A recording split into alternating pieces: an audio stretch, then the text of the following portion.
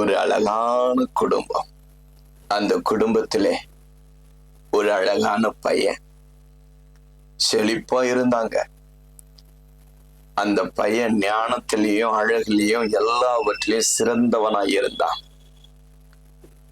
பணத்திலையும் வளர்ச்சியிலும் எல்லாவற்றிலையும் ஒரு குறையும் இல்லை. காலம் அப்படியே ஓடிக்கொண்டிருக்கிறது. அந்த பையனுடைய வயது 15 வந்தது. நன்றாய் படித்து கொண்டு இருக்கிற அந்த பையன் மேல ஒரு வியாதி ஒண்ணு வந்தது. அந்த வியாதி தோல் நோய். சரீரத்துல முதலாவது அப்படியே வங்கு பத்தினது போல மாறினது. நாட்கள் கடந்து போக போக அது ஒரு சொறிய எடுக்கிறது போல மாறினது. இன்னும் நாட்கள் கடந்து போனது. அதிலிருந்து ரத்தமும் ஜலமும் ஊற்றப்பட ஆரம்பித்தது. மருத்துவமனை எல்லா இடத்திற்கும் கொண்டு போய் பார்க்கிறார்கள். பணத்தை கொடுத்து பிள்ளை எப்படியாவது காப்பாற்ற வேண்டும் என்று போராடி கொண்டிருக்கிற அந்த குடும்பம்.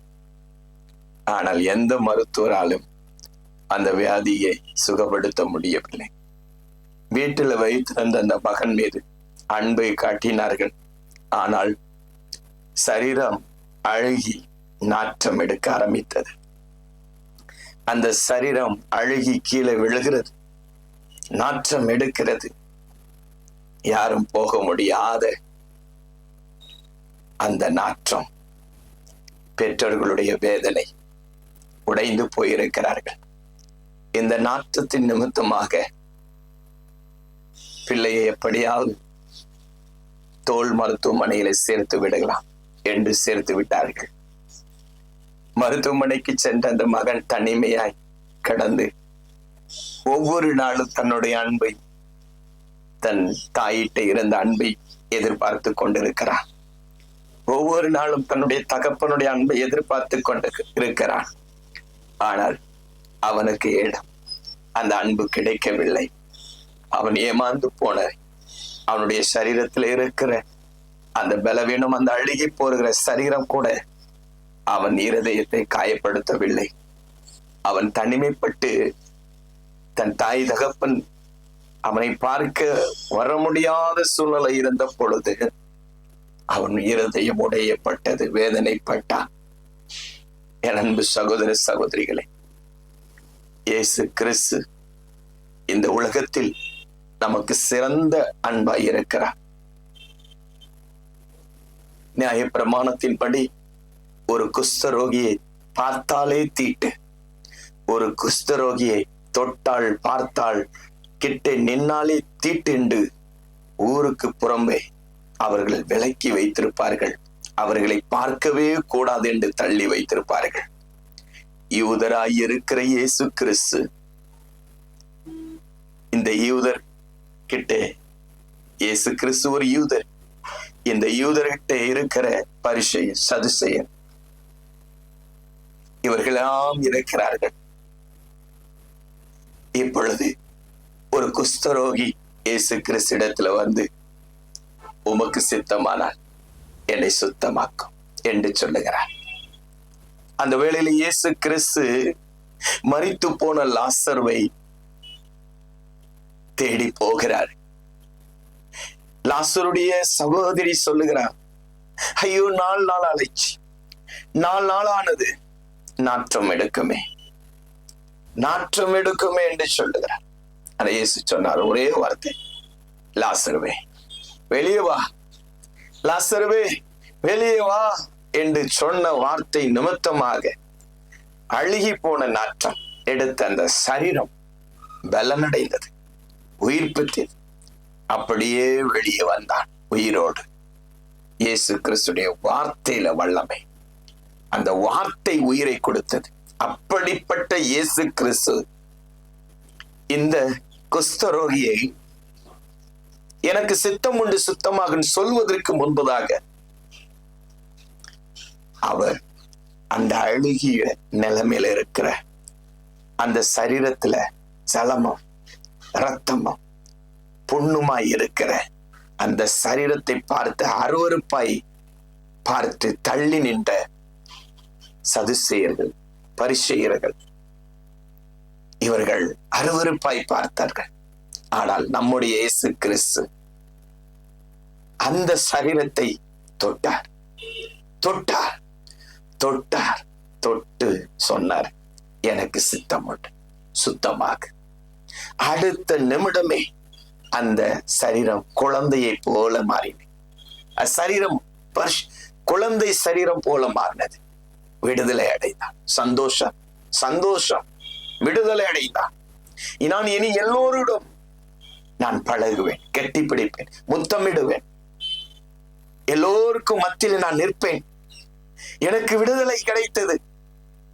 நான் இனி எல்லா மனுஷர்களோடு சமத்துக்கு சமமாய் நான் பழகுவேன்.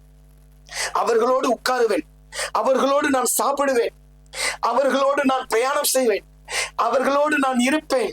ஐயோ, எத்தனை மகிழ்ச்சி என்று அந்த குஷ்டரோகி துள்ளி குதித்தான், சந்தோஷப்பட்டான். இயேசு கிறிஸ்து சொன்னார், உன்னை நேசிப்பது போல் பிறரை நேசி என்று சொன்னார். நான் கண்ணாடி முன்பதாக நிற்கும் பொழுது என் முகத்தை பார்த்து அழகு பார்ப்பேன், என் கைகளை பார்த்து அழகு பார்க்கின்றேன், என் கண்களை பார்த்து அழகு பார்க்கின்றேன். ஆஹா, என் கண்கள், என் கைகள், என் கால்கள் எல்லாம் எப்படி அழகாக இருக்கிறது. நான் நேசிக்கின்றேன், என் சரீரத்தை நான் நேசிக்கின்றேன். இயேசு சொல்லுகிறார், உன்னை நேசிப்பது போல் பிறரை நேசி. உன்னை போல அவனும் ஒரு மனுஷன், அவனுடைய கண்ணும் அழகா இருக்கிறது, அவனுடைய சரீரம் அழகா இருக்கிறது, அவனும் உன்னை போலத்தான், அவனையும் நேசி என்று சொன்ன இயேசு கிறிஸ்து இந்த குஷ்டரோகியை தன்னுடைய சரீரமாக நினைத்தார். வேற ஒருவருடைய சரீரமாக நினைக்கவில்லை, தான் சரீரமாக நினைத்து அவர் தொட்டார். அந்த தொட்ட நிமித்தமே அவன் மகிழ்ந்து களி கூர்ந்தான். அதே போல இந்த மருத்துவமனையில் இருக்கிற இந்த மகன், தன் தாய், தன் தகப்பன் எல்லோரும் அவனை விட்டு விலகிட்டார்கள். இயேசு அனுப்பினார், இயேசு அனுப்பினார், ஊழியக்காரனை அனுப்பினார், என்னை அனுப்பினார். நான் கடந்து போனேன். தூத்துக்குடியில இருக்கிற அந்த வியாதியுடைய அந்த மகனை நான் பார்த்தேன். இயேசு என்கிற நாமத்தினாலே சுத்தமாக என் அணு தினமும் அவனுடைய காலில் இருக்கிற சரீரம் அப்படியே சீலை பார்த்தா அப்படியே சதை எல்லாமே அழுகி நாற்றம் எடுக்கும். இயேசு என்கிற நாமத்தினாலே தொட்டேன். கர்த்தர் பரிபூர்ண சுகத்தை கொடுத்தார். இயேசு அற்புதத்தை செய்தார். இன்றைக்கும் ஒவ்வொருவருக்குள்ளையும் இயேசு இருக்கிறார். அந்த வல்லமை ஒவ்வொருவருக்கும் கொடுத்திருக்கிறார். என் அன்பு இயேசு கிறிஸ்து இன்றைக்கும் அற்புதத்தை செய்து கொண்டிருக்கிறார். அந்த மகனுக்கு பரிபூர்ண சுகம். இன்றைக்கு தன் தாய் தகப்பனோடு சமாதானத்தோடு, சந்தோஷத்தோடு, ஆசீர்வாதத்தோடு இயேசு சுகத்தை கொடுத்தார். இயேசு விடுவித்தார். இயேசுவை பிடித்துக் கொண்டான். எத்தனை மகிழ்ச்சி! ஆம், என் அன்பு சகோதர சகோதரிகளே, இந்த அன்பு உலகத்தில் வேறு எந்த ஒரு மனுஷனாலும் கொடுக்கப்படவில்லை. மேல் ஜாதி, கீழ் ஜாதி, பணக்காரன், ஏழை, ஆண், பெண், இது எல்லாம் உண்டு. ஆனால் இயேசு சொன்ன வார்த்தை, உன்னை நேசிப்பது போல் பிறரை நேசி. அன்பே சிறந்தது, எல்லாவற்றையும் சமப்படுத்தும். அந்த அன்பு இயேசு கிறிஸ்து எங்களுக்கு கொடுத்திருக்கிறார். பார்க்கிற உங்களுக்கும் கொடுத்திருக்கிறார். இந்த வார்த்தையை கேட்டுக்கொண்டிருக்கிற உங்களை கர்த்தர் ஆசீர்வதிக்கிறார். உன் வேலை ஸ்தலத்தை கர்த்தர் ஆசீர்வதிக்கிறார். இருக்கிற இடத்தை ஆசீர்வதிக்கிறார். உங்கள் பிள்ளைகளை கர்த்தர் ஆசீர்வதிக்கிறார். இந்த வார்த்தை நான் அல்ல, கர்த்தர் உங்களோடு பேசிக் கொண்டிருக்கிறார். இந்த சத்தத்தை கேட்கும் பொழுதே உங்க வீட்டுக்குள்ளே அற்புதத்தை கர்த்தர் செய்கிறார். உன்னோடு தேவ தூதர்கள் கடந்து வருகிறார்கள். உன் காரியங்கள் எல்லாம் ஜெயமாய் மாறும். கர்த்தருடைய வார்த்தையை கேட்ட உனக்குள்ளே தேவனுடைய வல்லமை, தேவனுடைய வெளிச்சம் இப்பொழுதே உங்களுக்குள்ளே பிரகாசித்துக் கொண்டிருக்கிறது. கர்த்தர் உங்களோடு இருக்கிறார். God bless you.